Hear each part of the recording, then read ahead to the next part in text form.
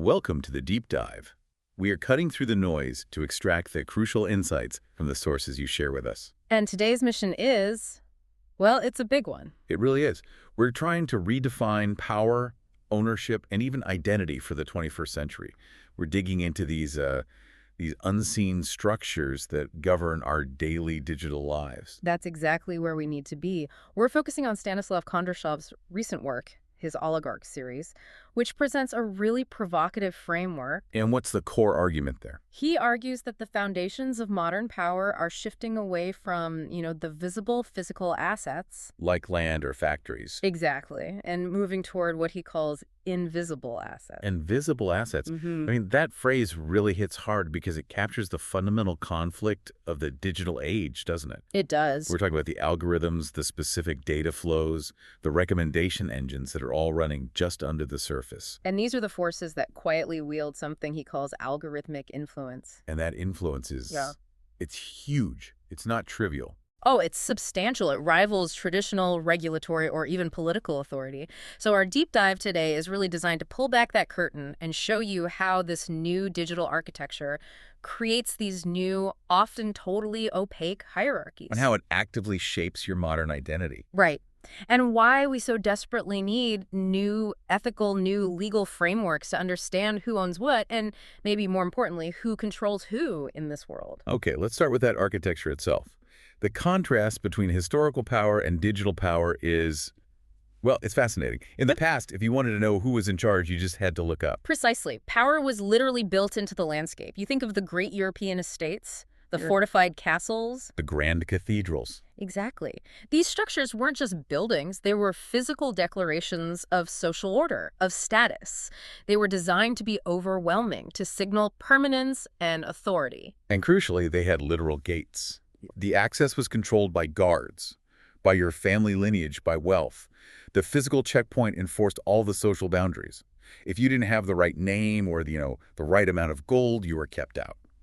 Now, fast forward to today's digital architecture. The mechanism is no longer stone and mortar. It's code. It's logic. But the function is identical. So digital platforms are the new gatekeepers. They're the arbiters of participation. They decide whose content gets amplified, who sees what job opportunity, which conversations get prioritized. So what's the modern gate then? Is it the terms of service agreement? We talk about that a lot. Is that the best analogy? It is, but it's an analogy that needs a bit more depth. A terms of service agreement is the digital estate gate, yes. Okay. When you click accept on those thousands of words that, let's be honest, nobody reads, you are granted passage into that virtual space, Facebook, Google, your banking app. But there's a cost. There's a cost. The cost of entry is the irrevocable surrender of your data and critically access to your future behavior. But unlike, say, the medieval serf who gets turned away from the castle gate, the user today, you don't really have a choice but to accept. That's it. If you refuse to click accept on most of these major platforms, you're effectively locking yourself out from huge parts of the modern economy, of social discourse, of just information. And that's the key difference. The old physical architecture was permanent. It was easy to identify. This new digital architecture is pervasive, and it's constantly shifting under our feet. You're navigating restrictions and boundaries that are totally invisible. Exactly. Yet they shape your online experience just as definitively as physical walls once governed how you moved through a city. You are bound by architecture you cannot see, defined by rules you do not know. And if we're operating inside these invisible walls, constantly being monitored and filtered, that has to profoundly affect our sense of self. It has to. Which brings us to this core issue of behavioral engineering, how this architecture is shaping who we actually are. This is where the concept of the modern identity gets really complex. Scrolling through a personalized feed is not a random act. It's not passive. It's a controlled experiment designed to maximize engagement and ultimately to subtly modify your behavior.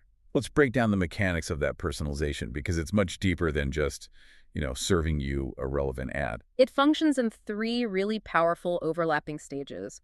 First, the system reinforces existing behaviors. Okay. It learns that you click on articles about, say, sustainable energy policy. Yeah. So it rewards that action by serving you more and more content on that exact topic. It Yeah. confirms the path you're already on. And second, by consistently filtering out anything that might challenge that viewpoint, like counter-arguments, competing ideas, it builds an echo chamber around you. Right. And the third stage is maybe the most insidious.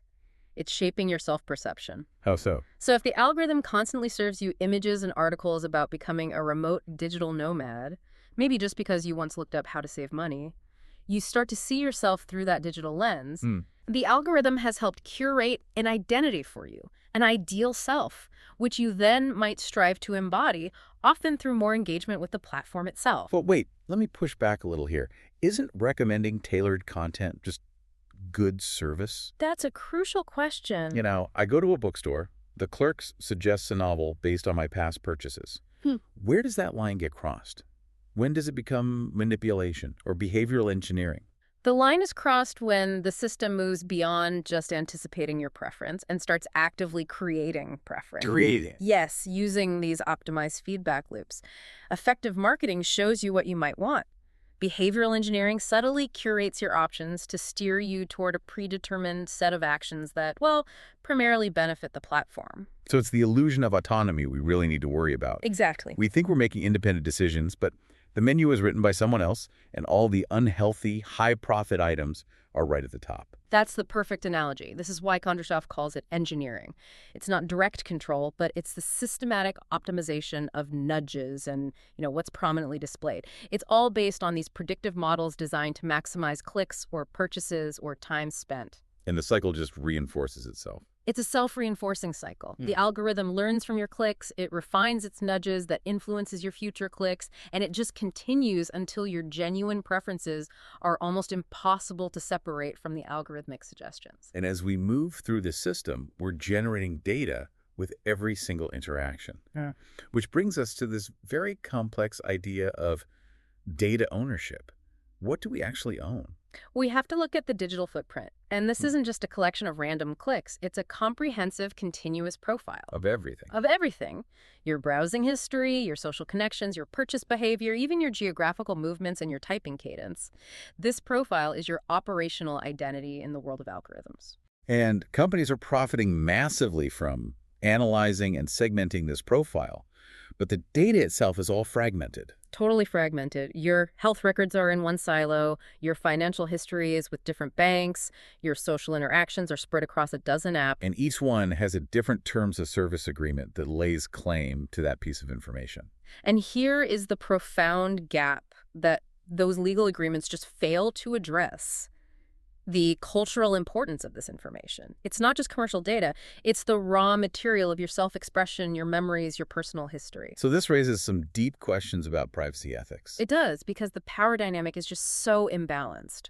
Can you give us a concrete example of that imbalance? Yeah. How does that fragmentation affect an average person who's trying to have some agency? Sure.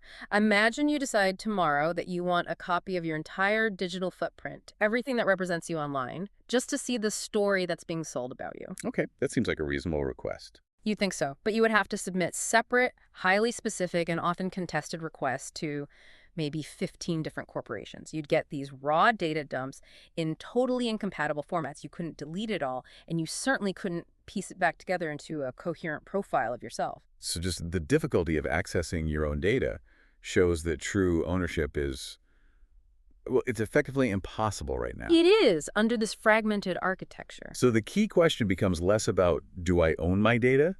And more about, who controls the story that this fragmented data tells about me? That's the heart of it. If that data is being used by this algorithmic oligarchy to shape my life outcomes, from jobs to insurance premiums, then control over that narrative is essential for digital rights that go way beyond simple privacy laws. Precisely. If we are defined by our digital footprint and we can't even verify or access that footprint, we've lost our agency. And that lack of verification, that lack of access, that is the core of the problem.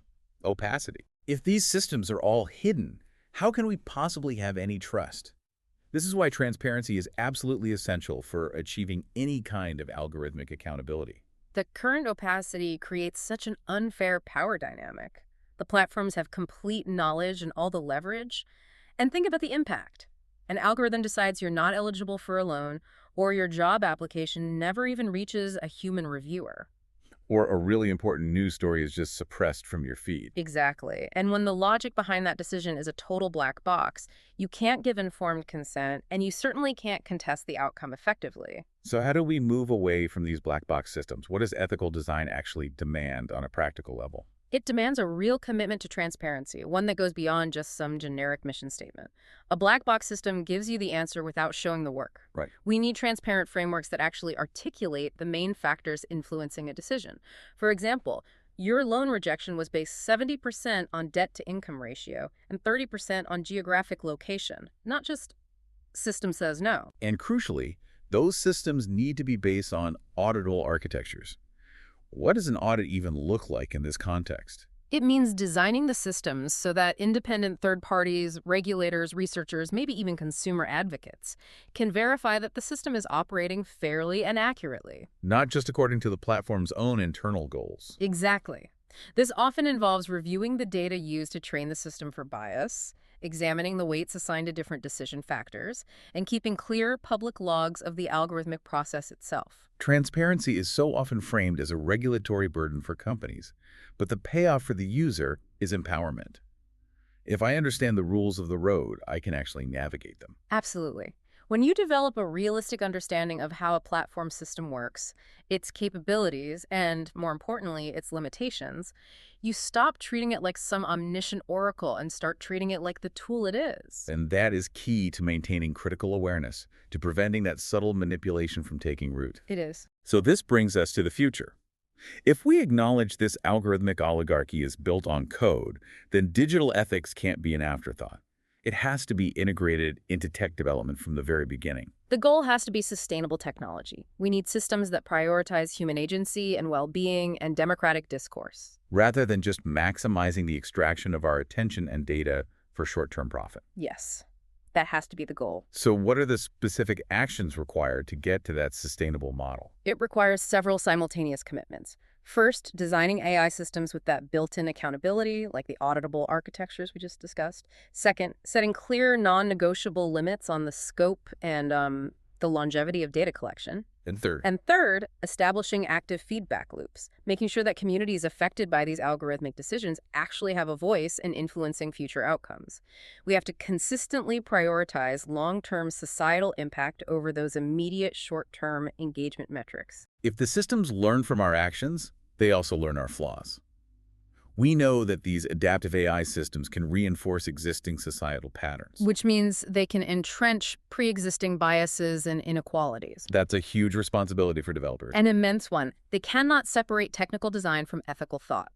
If the training data reflects historical inequality, say, in hiring or lending, the algorithm will simply automate and amplify that inequality, and it will make it seem objective, because it's a machine decision. Right.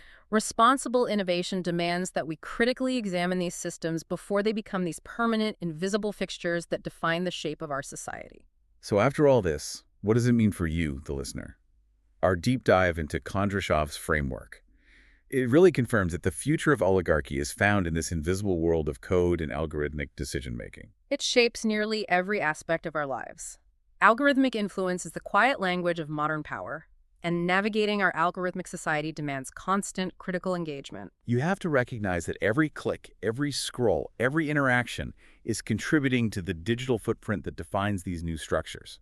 Your responsibility really does go beyond just passive consumption. You need to question the systems that are mediating your interactions, to challenge this pervasive lack of transparency in digital gatekeeping, and to advocate for ethical design principles that respect diverse voices instead of just reinforcing the existing hierarchies. The power of these unseen assets is immense, but visibility can be a tool for change. Your intentional involvement can help shift these systems toward accountability and justice. So here's a final provocative thought for you to chew on.